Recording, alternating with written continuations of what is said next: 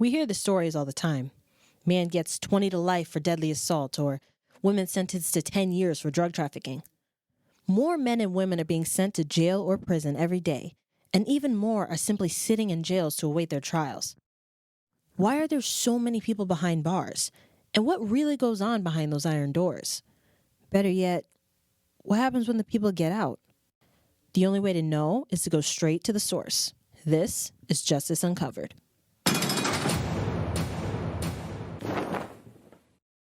No matter how tragic one story is, it's possible to rise above it.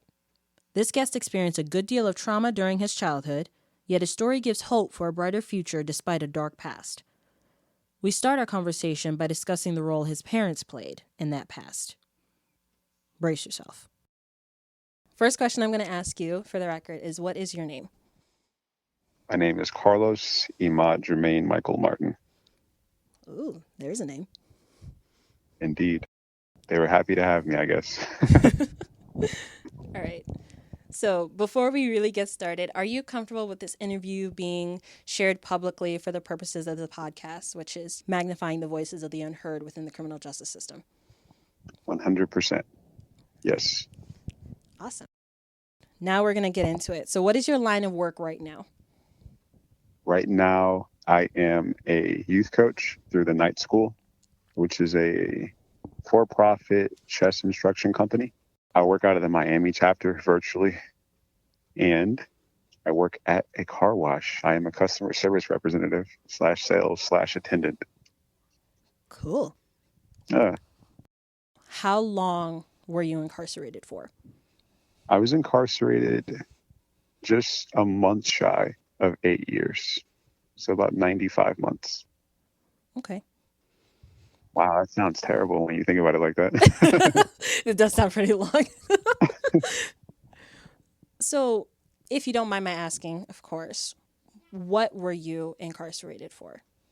Not at all. I was incarcerated for my charges or like a brief synopsis? Both, either one. Okay. So I'll do charges and synopsis. So I was incarcerated for felony in the second degree, felonious assault, felony in the first degree, aggravated burglary. This event happened, I believe, August 31st, 2012. And I don't really do short versions of my story when I tell it. I attacked my ex-girlfriend. I woke that morning intent. I had been like considering self-harm, intense forms of self-harm for, I believe, some weeks leading up to that. Mm-hmm. And that morning I woke up, the first thought in my mind was like, today's the day I die. Wow.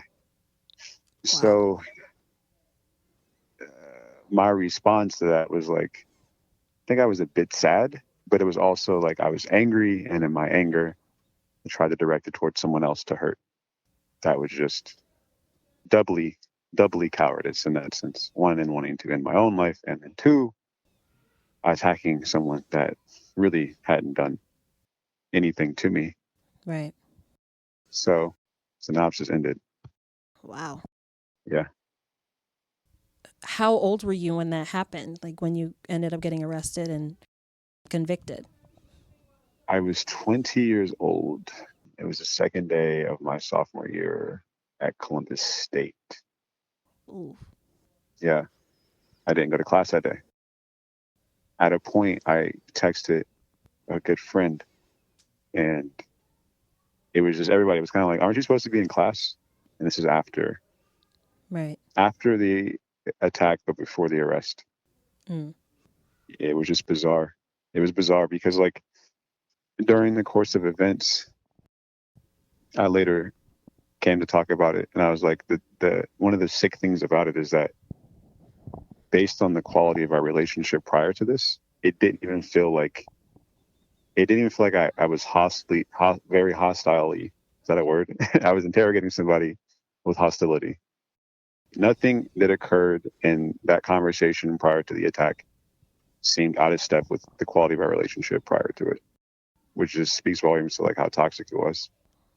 Right. I recall being like really relieved when I kind of put down the front of, I'm going to hurt you. Because when I went there to her place, it was under the auspices of just like talking. And then over the course of it, I pretty much immediately knew that I was incapable of actually killing myself and or anyone else. Mm-hmm. So it was just like this awkward, threatening, menacing conversation where I was obviously pretty directionless and pretty incoherent. When I put the fronts down, so to speak, like when it was just us talking Mm-hmm. and there was no threatening going on, I remember being relieved, and I was like, "Hey, just so you know, like I don't want to do any of this." Mm-hmm. And she was like, "Yeah, I know. You just are where you are right now." It speaks volumes to a lot of things that had kind of not been addressed, and some really unhealthy habits that I had become pretty comfortable expressing up until that point. I always felt small. I don't know. I don't know if you are even remotely into the anime and manga. There's a series. There's a character who is a puny, fearful man. Mm-hmm. And when he gets angry, it changes everyone's perception of him. And I always thought, as childish as that sounds, like I actually always thought since I was like 8 or 9, that when I was angry, I could kind of bend reality to my will, you know? I could do, I could be, I could enforce some degree of stuff. So Right. one of the toxic beliefs that I'd always had was that I obviously pitied myself quite a lot. Mm-hmm. I think to some degree, in my consideration of ending my own life, I was largely wrought out of a sense of pity, and pity not being shared by anyone was my perception. Right. I always kind of told myself, because I would like, I was exposed to some degree of like actual trauma, not just me imagining it growing up Mm-hmm. from kind of everyone in my family. But I think I began telling myself at an early age, like, if things go too far, whatever too far was, then I will act violently. I will defend myself. So it was like this very false humility of, oh, I can suffer, I can take stuff, things aren't that bad. But always telling myself, like, but if they ever do become really bad, then you will take decisive, aggressive, violent action if necessary. Mm-hmm. So, like, that belief, I think, was also kind of nestled in there. Right. And yeah, what happened. I attacked an innocent woman and then attacked myself. Fortunately, I was not successful in ending my own life. Well, it's definitely a good thing that you're still here. I would say thanks. So, since you said that you got this all happened when you were about 20, 21 years old, that means that when you were released, since you said just a little short of 8 years, so you were about 28, 29 ish? Yep. Okay. What other aspects of your story make up who you are? You have shared a little bit of your story and you shared about, the day of the incident. However, that's not all of who you are. So, what would be your story? What is my story? Yeah. Excellent question. I used to balk at this question because I think I lacked a certain degree of knowledge of self. And that because I didn't want to acknowledge myself. I saw myself as this fragile, small, pitiable thing. Mm-hmm. So I always kind of ran away from those types of exercises. I wanted to be boundless. I wanted to be free. Mm-hmm. That's been challenged pretty powerfully lately by some experiences I'm really fortunate to have had. I haven't really revisited the question, though. I'm not afraid to answer it anymore. I'm not looking down on it with condescension. It's just one of those things where it's like, I don't have good things to say. I think other people have good things to say. I'd say my story is a good one. It's not for the faint of heart, and I'm glad to have it. Not all the parts of it. Obviously, I've made poor decisions. Mm-hmm. I don't think I can tell it without telling the story of like my parents. My father was 19 years old when he met my mother. He was 16 years old. I'm sorry, 18 and 15. When I was born, they were 15 and 19. Mm-hmm. And my father witnessed his mother dying after one of her lovers attacked her. He killed her. Oh. He was very young. I think he was like 6 years old. So my father grew up needing to be strong and needing to be a protector. Mm-hmm. And was that. And relished the idea of being intimidating and being powerful and unpredictable and just not weak. Right. His family was associated with a Gangster's Disciple street gang. We were from Youngstown, Ohio. This would be roughly around the time Youngstown, Ohio would have been the murder capital of America. So not too hard to distinguish oneself as powerful and strong when the city is in tatters and when violence is considered a virtue. Right. That's him. And I'm not saying that's his whole story. I just think like I've almost told you everything I know about the man, honestly. He wasn't in my life much. My mother, her story is also tragic.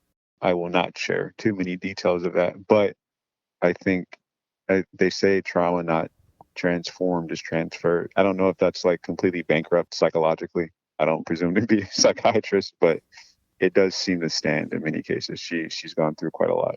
Right. From her earliest years, from people who were meant to just love and protect and guide her. Mm-hmm. It includes foster home. It includes obviously having me at 16, and it includes her own mental health struggles. Mm-hmm. So they meet at a party. My dad's a pretty handsome guy. My mom's a very attractive woman. There was no longevity in mind. She always says I saved her life because the path she was going down was one of increasing recklessness. That is as close as I can allude to her mental health stuff. Mm-hmm. She was surprised to learn that when she did find out she was pregnant, that my dad was all in. He's like, yeah, let's do it. Let's be a family. She was pleased to hear that. She began learning about his family after the fact, obviously, because it was just a night. Right. And she's like, oh, okay. Their family is wild.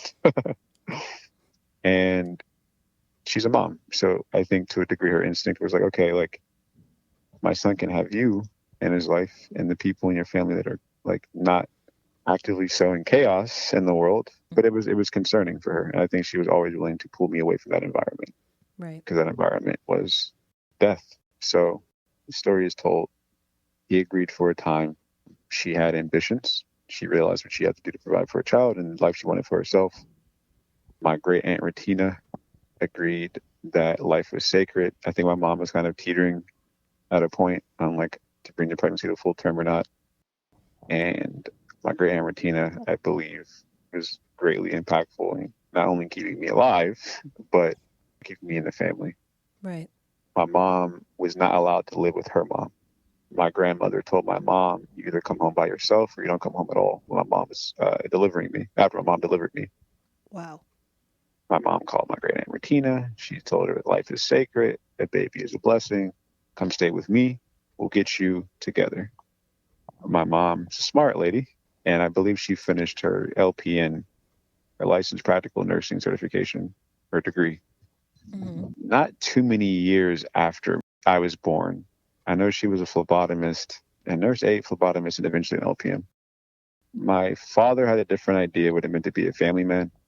He didn't see a way where he could abandon his other family, like his his siblings, his cousins and uncles and so forth.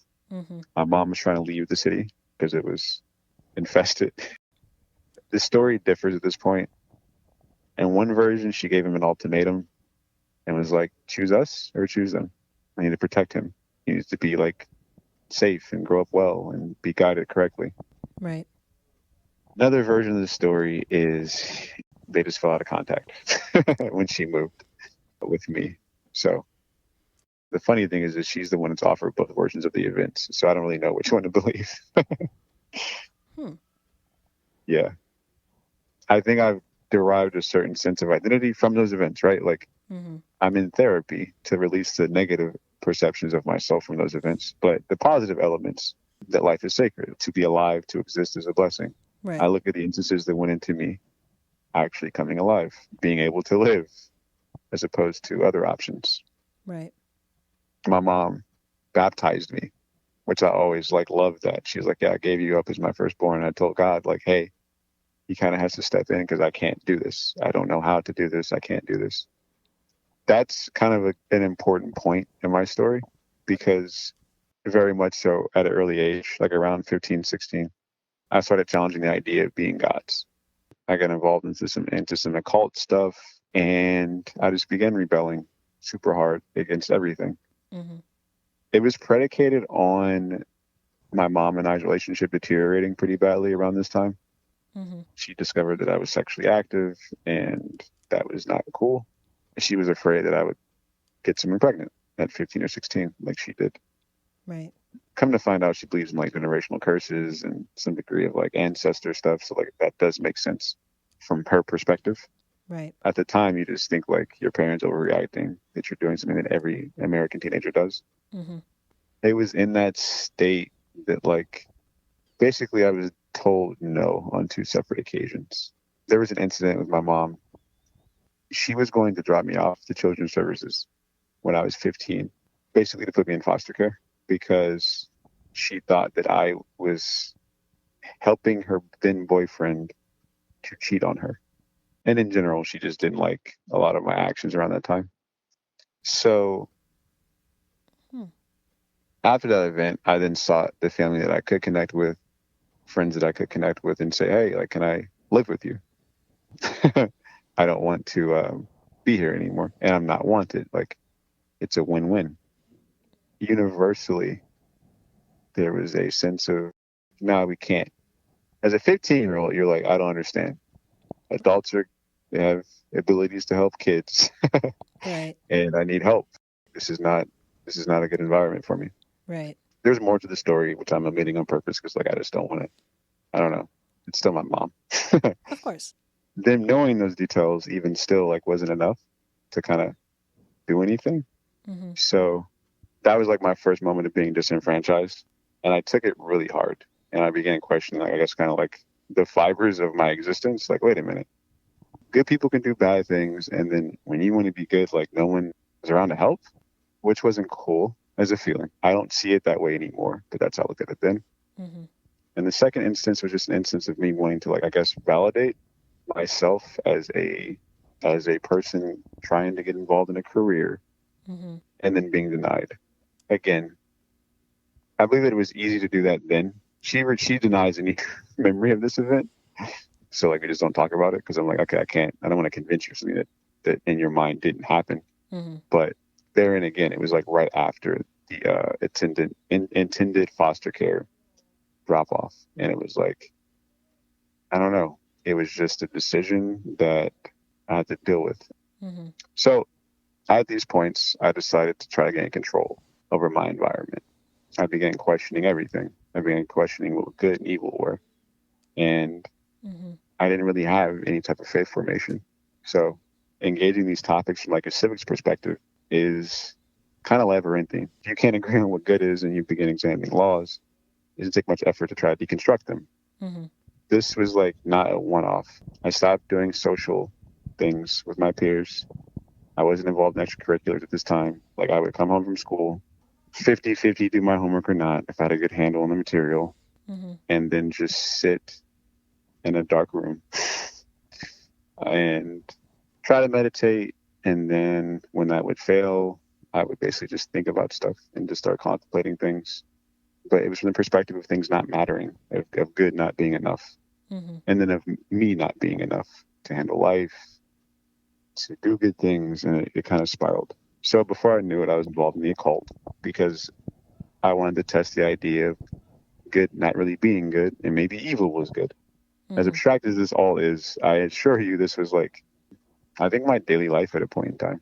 Mm-hmm. The spot I'm sitting at right now, at this library, there's a hill, and I would be on the other side of this hill meditating or contemplating year round, winter, rain, sunshine. Wow. That was my idea of control, my mind, Mm-hmm. and the things that I could think of, and trying to impact my role in society and in the world. Due to the magnitude of this interview, it'll be split into 3 or 4 parts.